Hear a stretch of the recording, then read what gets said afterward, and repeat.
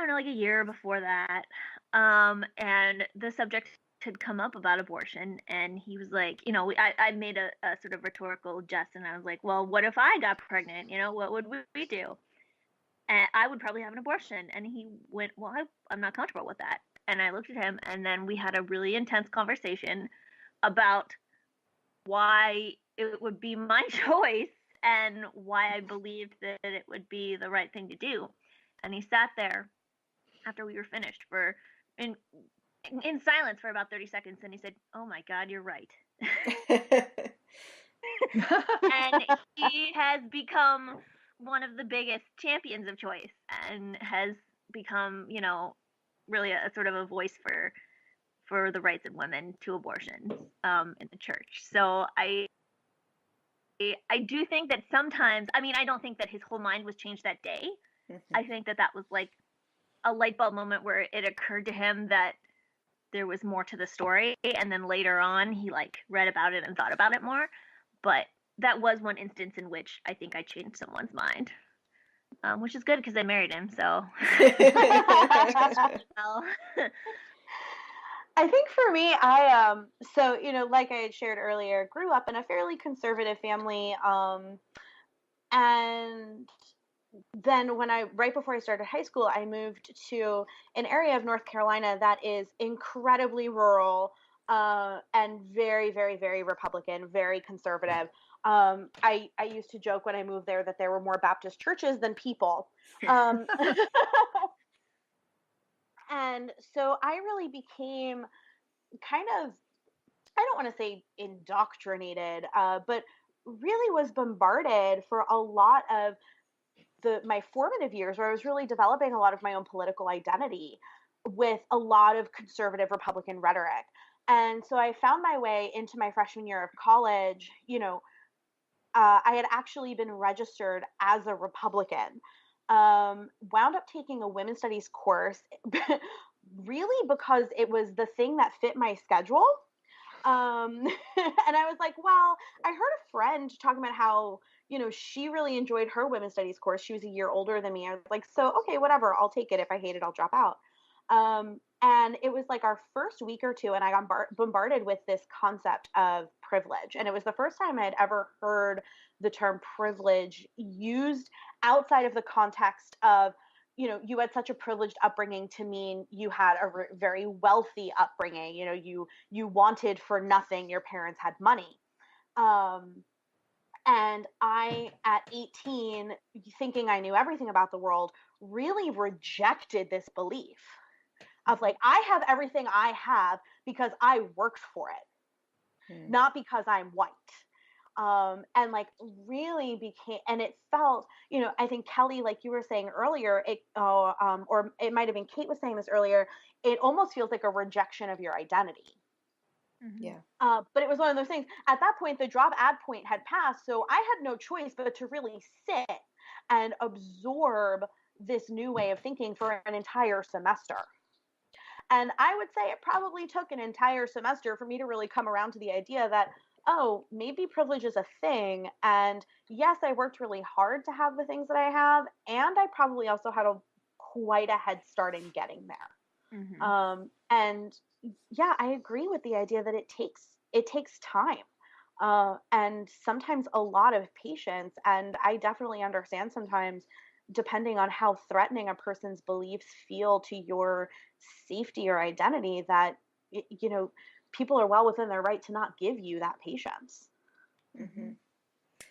Yeah, the one time I went to a presentation on privilege, it was not completely sort of life-changing because, I was already very liberal, and I was being trained to be on a bias response team, so obviously this was an issue I already cared about.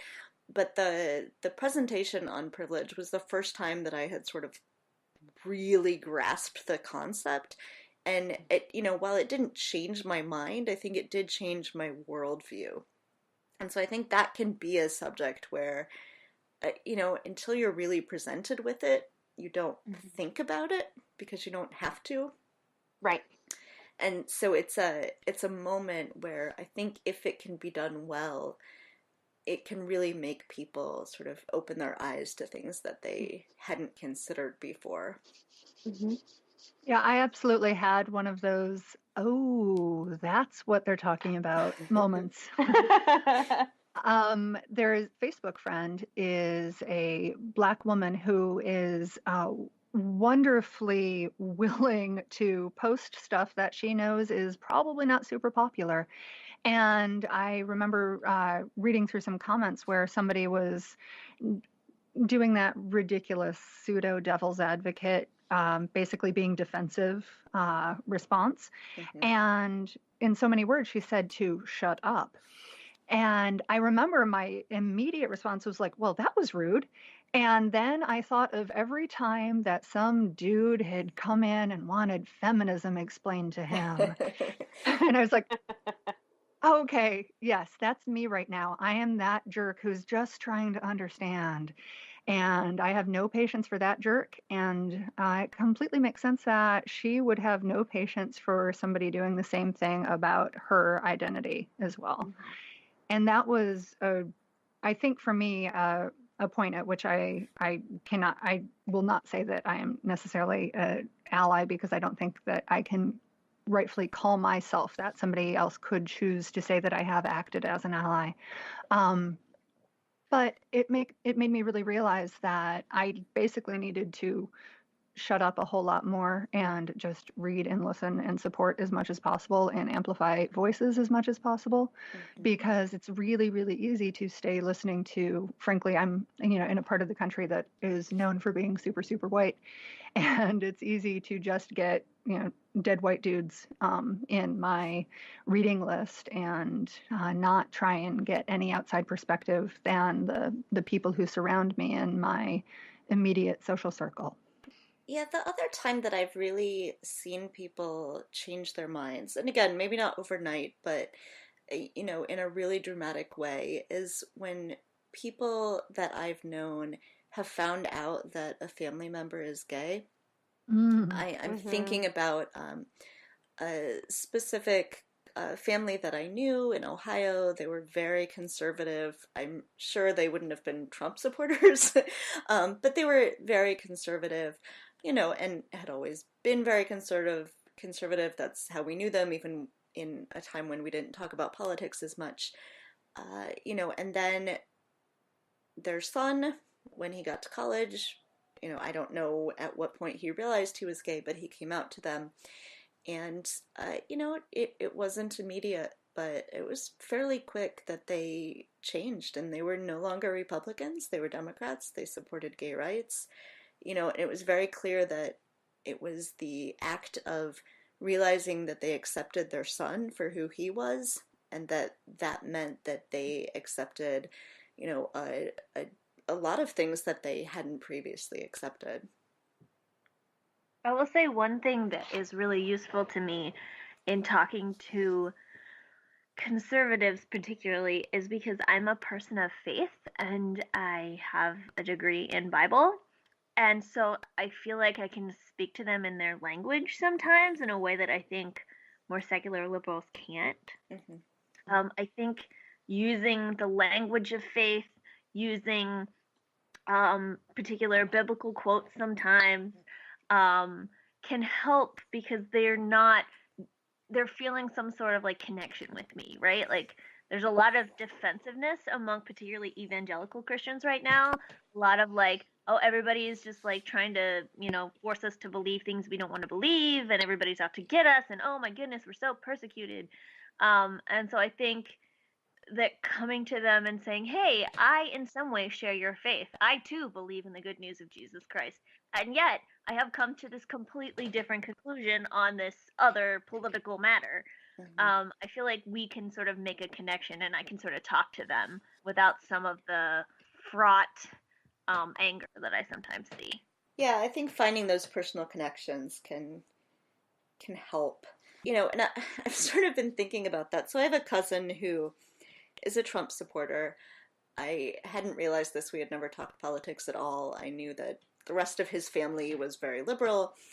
I started following him on Twitter and realized everything he was posting was retweets of like Fox and Friends or Donald Trump Jr. or whatever, and realized he was a Trump supporter. And we've still never talked about politics. And I've realized that I find it odd, if I'm posting a picture of my kids on Instagram and he likes it, I think, he liked a picture that I posted. It's not at all political. There's nothing but, it's my kids playing or something. But it's gotten to such a point that there's such a gulf between us because of our political beliefs that I'm almost surprised that we agree on anything at all, ever. And so I think that it would really be useful for me, definitely, and probably for a lot of other people, to remind ourselves of all the things that we still agree on. We still have a similar background. We still love a lot of the same people, and yes, we disagree on politics, and there's some very, very important things that we disagree on, how to handle in this country, but there are still things that we have in common. I too, actually, I have family members who are, I believe, on a very opposite side of the voting column. And I still don't understand the cognitive dissonance that allows them to do that. Honestly, I really, really don't. And I have had to, for my own sanity, just put up a wall in my head around that, because I would like to not cut off immediate family members, and I'm just not in a place where I'm able to do that. And so I think it's really hard when I don't know, it feels too broad, but we're being the ones asked to carry that load of, go out and find out why they were so misunderstood. Or, or as somebody said not too many times, quote hillbilly elegy one more time. We do not necessarily always need to be the ones bearing that load. And at the same time, it's about choosing which personal value you are wanting to be moving towards. If it is a value of family, then those other pieces seem like they do need to be put into other parts of your life, but maybe not the part of your life where you're sitting across the table from them. And as hard as it is, because it feels really intensely personal when somebody's denying the rights of you or your family, then if that on balance is something that's valuable, then you do make that call for yourself, and nobody can tell you not to be doing it. And I know some more extreme folks would tell you that it's a non-negotiable, but I think that's, for Emily and I both, we're probably doing a fair bit of work around how do you navigate what parts of your life you want to share with whom, because nobody else can make that call for you. Yeah, absolutely. I've been doing a lot of work with my clients around how to identify somebody as toxic. How do we identify somebody as someone who, needs to be cut out of our lives entirely because just their presence in your life is incredibly unhealthy for your own mental and emotional health? How do we identify people who need to be put on pretty serious information diets? And how do we identify those people who we really can trust to be a part of our inner circle? And the answer for that's going to be different for everybody, but there have been a lot of people in my life who, while I love them and don't want to end my relationship with them entirely because, they are people who have been in my life for such a long time, and I'm just not at a place where that feels like the right choice for me. That doesn't mean maybe that they get to see everything I post on social media. Maybe that means that we only really hang out in larger groups, or I only see them at family gatherings, because the chances of maybe some more upsetting conversations happening at a large family barbecue are going to be smaller than one-on-one spending time together. That kind of thing. And I think those boundaries are going to look different for everybody. And boundaries are a huge part of self-care. And self-care unfortunately isn't always easy and it isn't always fun, but it's incredibly necessary for us to live healthy, emotionally healthy lives. I find myself sometimes